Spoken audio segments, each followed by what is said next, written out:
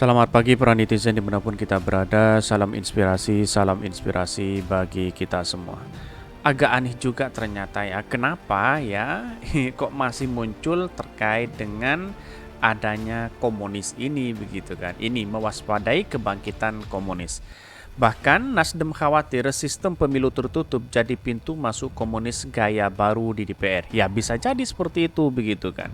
Pada hakikatnya inilah catatan demokrasi kita begitu, harus diawasi betul begitu kan. Ketika jadi tertutup maka ya siapa calonnya ya, tapi tidak tahu dari mana begitu kan. Ya tiba-tiba menang begitu. Ya pada akhirnya ya benar juga ya, Nasdem ya mengkhawatirkan ya sistem pemilu tertutup ini jadi pintu masuk komunis gaya baru. Wah, ini gawat ini begitu kan. Tetapi mari kita baca terlebih dahulu komentar-komentar netizen seperti ini. Ini komentar-komentar netizen agak pedas sekali ya. Nasdem khawatir sistem pemilu tertutup jadi pintu masuk komunis gaya baru di DPR. Ini ya sangat logis ya, dengan sistem pemilu tertutup maka partai itu bisa bebas memasukkan kader-kadernya yang berpaham komunis tanpa diketahui pemilihnya. Betul. Jadi gini, kalau sistem pemilu tertutup ya, partai bisa masukkan orang ya turunan KOM dan pendukung KOM di nomor urut jadi di nomor urut, jadi ya rakyat nyoblos tapi nggak tahu siapa orang yang dipilih. Sekarang lihat saja partai mana yang mendukung sistem tertutup itu, paham kan? Banyak sekali begitu yang mengkritik sistem pemilu tertutup begitu kan. Pada akhirnya apa yang terjadi ya? Ya akhirnya yang menang jadi kalah, yang kalah jadi menang begitu kan. Tidak tahu siapa yang dipilih begitu kan. Ya bisa jadi seperti itu begitu kan. Tetapi masyarakat ya sering hal-hal seperti itu, yang penting coblos begitu kan. Sistem pemilu ya mulai presiden pertama sampai presiden SBY aja ada masalah. Kenapa berubah-ubah pemilu segala begitu? Harusnya yang sudah baik justru diperbaiki, bulan malah dirubah-rubah ya, malah dirubah-rubah. Bahkan merubah sistem pemilu juga mengingkari sistem pemilu yang sudah diatur dalam undang-undang. Ada apa begitu kan? Ini sangat menarik sekali kalau ditelusuri begitu kan. Ada benarnya juga si Nasdem ini mengatakan seperti itu begitu kan. Ini harus kita waspadai begitu kan. Potensinya sangat besar, sudah masuk kali ya, banyak mereka sudah ada yang ngomong kalau benar ada keturunannya. Ini banyak sekali.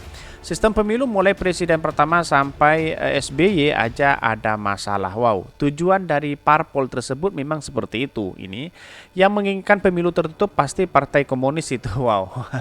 Inilah komentar-komentar netizen apa yang saya bacakan pro dan kontra ya. Tetapi perlu diingat, jangan menjustis bahwa itu adalah komunis begitu kan.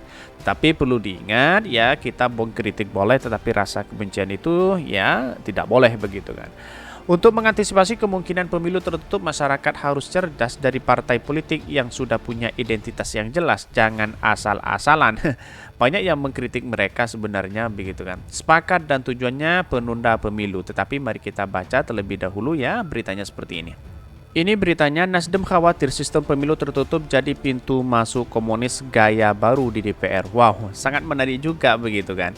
Dan bahkan dikutip dari Demokrasi ya, Wakil Ketua Umum Partai Nasdem Ahmad Ali khawatir jika sistem pemilu proporsional tertutup ya, bahkan diterapkan di Indonesia menjadi pintu masuk paham ekstrim di parlemen. Sebab dalam sistem proporsional tertutup yang memilih hanya mencoblos partai politik, tidak ada kolom caleg ditentukan oleh parpol. Kok begitu kan? Ya pada hakikatnya kalau ditentukan sama parpol maka akan banyak orang-orang yang kong kali kong begitu kan, yang seharusnya menang jadi kalah, yang kalah jadi menang begitu kan. Mungkin banyak yang terjadi suap begitu kan, karena berbondong-bondong sekali untuk menjadi calon anggota legislatif begitu. Masyarakat tidak bisa lagi ya sambil filter bahwa orang-orang yang dirikal umpamanya, contoh bisa saja yang tidak kemudian ya orang yang menanti Pancasila, bisa saja kemudian kesempatan mereka masuk di parlemen begitu orang-orang radikal, kata Ali. Bahkan kemudian di HTI atau dari mana saja yang kita enggak tahu dari partai mana, kemudian khawatirannya orang tentang kebangkitan komunis gaya baru dan segala macam itu semua bisa, cap Ali. Bahkan jadi ini sangat meresahkan masyarakat sehingga ini akan lebih banyak mudaratnya lagi ya. Kita pernah mengalami masa-masa suram demokrasi kita. Lebih jauh Ali mengatakan sistem pemilu proporsional tertutup sangat berbahaya karena kekuasaan yang menentukan siapa yang menjadi anggota DPR di partai politik. Betul sekali begitu kan. Karena orang-orang yang punya uang pasti menguasai di situ begitu kan. Bisa dibeli, bisa disuap dan sebagainya. Ini banyak terjadi begitu kan.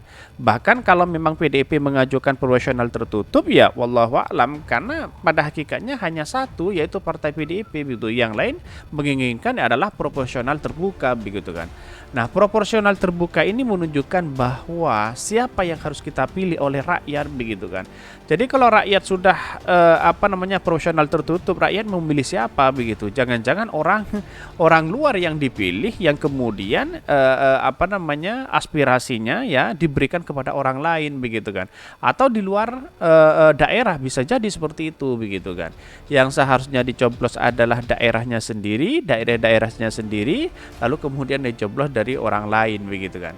Nah, ketika dia seperti itu, maka pertama masyarakat tidak bisa lagi menentukan ya pilihannya sendiri. Jadi masyarakat tidak bisa lagi memilih orang yang memiliki yang mereka kehendaki. Jadi anggota DPR itu menyangkut selera daripada partai politik. Bahkan Presiden ke-6 RI Susilo Bambang Yudhoyono mengatakan dirinya mendapat informasi Hakim Mahkamah Konstitusi akan segera memutuskan ya gugatan undang-undang pemilu yang saat ini sedang berjalan. SBY mengatakan dirinya tertarik dengan isu gugatan undang-undang pemilu ini karena menyangkut sistem pemilu. Bahkan ya saya mulai tertarik dengan isu penggantian sistem pemilu dari sistem proporsional terbuka menjadi sistem proporsional tertutup, kata SBY dikutip dari akun Facebooknya. Informasinya Mahkamah Konstitusi akan segera memutuskan mana yang kehendak dipilih dan kemudian dijalankan di negeri ini. Sebelum yang lain dari sini saya sudah memiliki satu catatan lanjutnya. Ini menunjukkan bahwa apa?